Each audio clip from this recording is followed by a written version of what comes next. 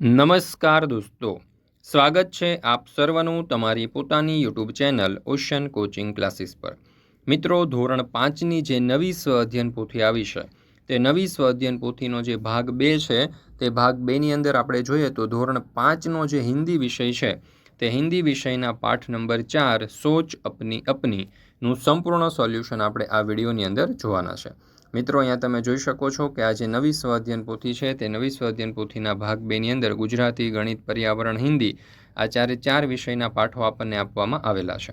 આપણી આ ચેનલ ઉપર તમને આ જે સ્વ અધ્યયન પોથી છે તેના બધા જ પાઠના સંપૂર્ણ સોલ્યુશનના વિડીયો અને પીડીએફ જે છે તે મળી રહેવાના છે અને એ વિડીયો અને પીડીએફ મેળવવા માટેની લિંક તમને વિડીયોના ડિસ્ક્રિપ્શન બોક્સમાં મળી જશે।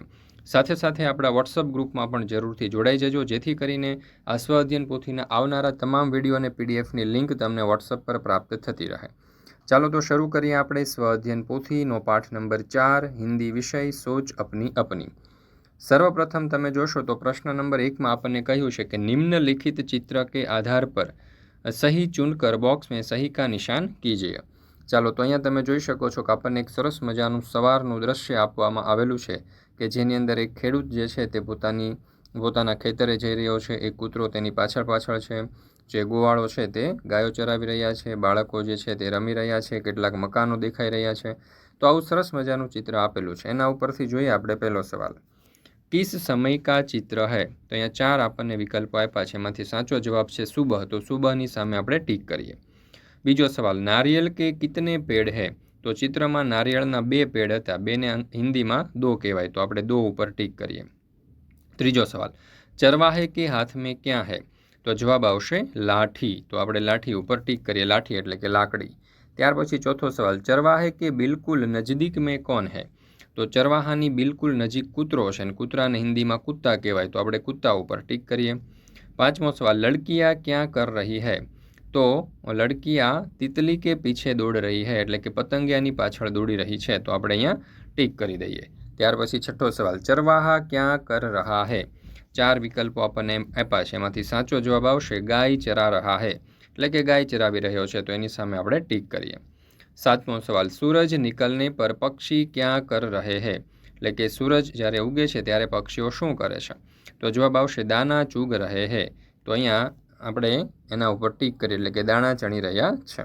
ચાલો ત્યાર પછી છે પ્રશ્ન નંબર 2, अपनी पाठशाला के बारे में 10-12 વાક્ય लिखिए। તો આપણે આપણી જે શાળા છે એના વિશે 10-12 વાક્યો લખવાના છે, તો આ પ્રમાણે લખી શકીએ। જુઓ, मेरी पाठशाला बहुत अच्छी है, इसका नाम सरस्वती विद्यालय है, पाठशाला की इमारत अच्छी है, इसमें 10 कमरे और एक सभा भवन है, पुस्तकालय और कार्यालय के लिए अलग अलग कमरे हैं, पाठशाला में पहली से 8वीं कक्षा तक की पढ़ाई होती है, पाठशाला का समय सुबह 11 बजे से शाम 5 बजे तक का है, मेरी पाठशाला के सभी शिक्षक बड़ी लगन से हमें पढ़ाते हैं, खेलकूद में भी मेरी पाठशाला का नाम प्रसिद्ध है, हमारी कबड्डी टीम कई बार जीत चुकी है, पाठशाला के सामने खेल का बड़ा मैदान है, इसमें सुबह शाम विद्यार्थी तरह तरह के खेल खेलते हैं, मुझे अपनी पाठशाला बहुत प्रिय है। મિત્રો, ધોરણ 3થી 8ની જે નવી સ્વ અધ્યયન પોથી આવી છે તે નવી સ્વ અધ્યયન પોથીના બધા જ ભાગના તમામ વિષયના જે સંપૂર્ણ સોલ્યુશન છે તે આપણી આ ચેનલ ઉપર મૂકવામાં આવે છે। આ બધા જ ભાગના તમામ વિષયના સોલ્યુશનની પીડીએફ અથવા તો સોલ્યુશનની બુક મેળવવા માટેની લિંક તમને વિડીયોના ડિસ્ક્રિપ્શન બોક્સમાં મળી જશે, અથવા તો અહીંયા નંબર આપેલો છે, આ નંબર ઉપર તમે વધારે માહિતી મેળવી શકો છો, અથવા તો જે પ્લે સ્ટોર હોય છે એ પ્લે સ્ટોર ઉપર આપણી એપ્લિકેશન છે ઓશન કોચિંગ ક્લાસીસ, આ એપ્લિકેશન ડાઉનલોડ કરીને અહીંયાથી પણ તમે સોલ્યુશન મેળવી શકો છો। આ એપ્લિકેશન ડાઉનલોડ કરવાની લિંક પણ તમને નીચે ડિસ્ક્રિપ્શન બોક્સમાં મળી જશે। તો જરૂરથી આ જે સ્વ અધ્યયન પોથી છે તેના સોલ્યુશનની પીડીએફ અને બુક મેળવી લેજો, જે તમને તમારી સ્વ અધ્યયન પોથીના અભ્યાસમાં, પરીક્ષા માટે, એકમ કસોટીઓ માટે ખૂબ જ ઉપયોગી સાબિત થશે। ત્યાર પછી છે પ્રશ્ન નંબર 3। અહીંયા કહ્યું છે કે નીચે દિए गए चित्रों के आधार पर 5-7 વાક્ય लिखिए। તો અહીંયા તમે જોઈ શકો છો એક સરસ મજાનું ચિત્ર આપણને આપેલું છે, તો એના વિશે આપણે 5-7 વાક્ય લખવાના છે। જો, चित्र में पेड़ और पौधा दिख रहे हैं, हरी घास भी है, दूर दूर 3 पहाड़ खड़े हैं, ऊपर खुला आकाश दिख रहा है, एक फिसलन पट्टी है, फिसलन पट्टी की दूसरी ओर सीढ़ी है, फिसलन पट्टी के ऊपर से लड़की फिसल रही है, फिसलन पट्टी के पास एक लड़का खड़ा है, दोनों भाई बहन खुश है। ત્યાર પછી પ્રશ્ન નંબર 4 અહીંયા કહ્યું છે કે ચિત્ર કે આધાર પર વિકલ્પ को પસંદ કર કહાની પૂર્ણ કીजिए। તો અહીંયા તમે જોઈ શકો છો કે બે બિલાડીઓની વાર્તા છે। બે બિલાડીઓ હોય છે, અહીંયા તમે જોઈ શકો છો બંને બિલાડીઓમાંથી એક બિલાડીને રોટલી મળે છે તો એ લઈને ભાગે છે। બંને બિલાડીઓ જે છે તે ઝઘડે છે। તો એક વાંદરો ત્યાં આવે છે અને ઝઘડતો હોય છે જોઈને એમાં એ વાંદરો જે હોય છે એક ત્રાજુ લઈ આવે છે અને તેમને સરખા ભાગે વહેંચી આપવાનું કહે છે। એકમાં મોટો ટુકડો રાખે, એકમાં નાનો રાખે છે। તો મોટામાંથી એક બટકું ખાઈ જાય, વળી પાછો નાનો ભાગ જે છે તે નીચે ઝૂકી જાય તો મોટો ભાગ વળી પાછો નીચે ઝૂકે તો એમાંથી એક બટકું ખાય। એવી રીતે કન્ટિન્યુ શરૂ રાખે છે અને આખો રોટલો જે છે, આખી રોટલી જે છે તે વાંદરો ખાઈ જાય છે ને બંને બિલાડીઓના ભાગમાં કશું આવતું નથી। ચાલો, તો અહીંયા તમે જોઈ શકો છો આ વાર્તા તમે સરસ મજાની સાંભળી હશે। અહીંયા કાઉન્સની અંદર આપણને સફેદ, કાલી, બંદર, ઝઘડને, ભારી, સારી, દો, રોટી, ભૂખ, તરાજુ, ટુકડા, પછતાવા, હલકા વગેરે જેવા શબ્દો આપણને આપેલા છે। તો એના ઉપરથી આપણને અહીંયા ખાલી જગ્યા પૂરવાની કહી છે। જુઓ, એક બાર કી બાત હૈ, दो बिल्लियाँ थी, एक खाली जगह तो के सफ़ेद, एक खाली जगह तो काली, एक सफ़ेद एक काली। दोनों को खाली जगह लगी तो जवाब आवशे भूख। उन्हें एक खाली जगह मिली तो उन्हें एक रोटी मिली।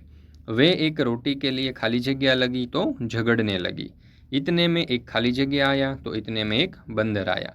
वह खाली जगह लाया तो वह तराजू लाया। उसने रोटी के खाली जगह टुकड़े किए तो उसने रोटी के 2 टुकड़े किए। उसने टुकड़े खाली जगह में रख दिए तो उसने टुकड़े तराजू में रख दिए।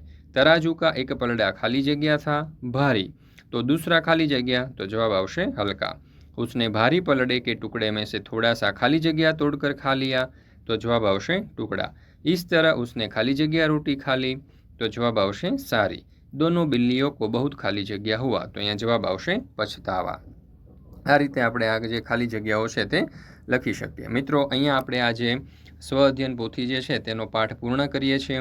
ફરી મળીશું મિત્રો આપણે આ જે સ્વ અધ્યયન પોથી છે હિન્દી વિષયની તેના એક નવા પાઠના સંપૂર્ણ સોલ્યુશન સાથે। મિત્રો, આપણી આ ચેનલ ઉપર જે સ્વ અધ્યયન પોથી છે તે સ્વ અધ્યયન પોથીના બધા જ વિષયના તમામ પાઠના સંપૂર્ણ સોલ્યુશનના વિડીયો અને પીડીએફ મૂકવામાં આવે છે। તો આ સ્વ અધ્યયન પોથીના બધા જ પાઠના વિડીયો અને પીડીએફના જે સોલ્યુશન છે તે મેળવવા માટેની લિંક તમને નીચે ડિસ્ક્રિપ્શન બોક્સમાં આપેલી છે। જરૂરથી તે મેળવી અને તેનો અભ્યાસ કરી લેજો। અને આગળના જે પાઠ છે તેની લિંક જો તમારે જોઈતી હોય તો આપણા વોટ્સઅપ ગ્રુપમાં જોડાઈ જજો। વોટ્સઅપ ગ્રુપમાં જોડાવા માટેની લિંક પણ તમને નીચે ડિસ્ક્રિપ્શન બોક્સમાં આપેલી છે। આ વિડીયો તમને પસંદ આવ્યો હોય લાઇક કરજો, તમારા મિત્રો સાથે શેર કરજો અને આપણી ચેનલને જો તમે સબસ્ક્રાઈબ ન કરી હોય તો જરૂરથી સબસ્ક્રાઈબ કરી લેજો।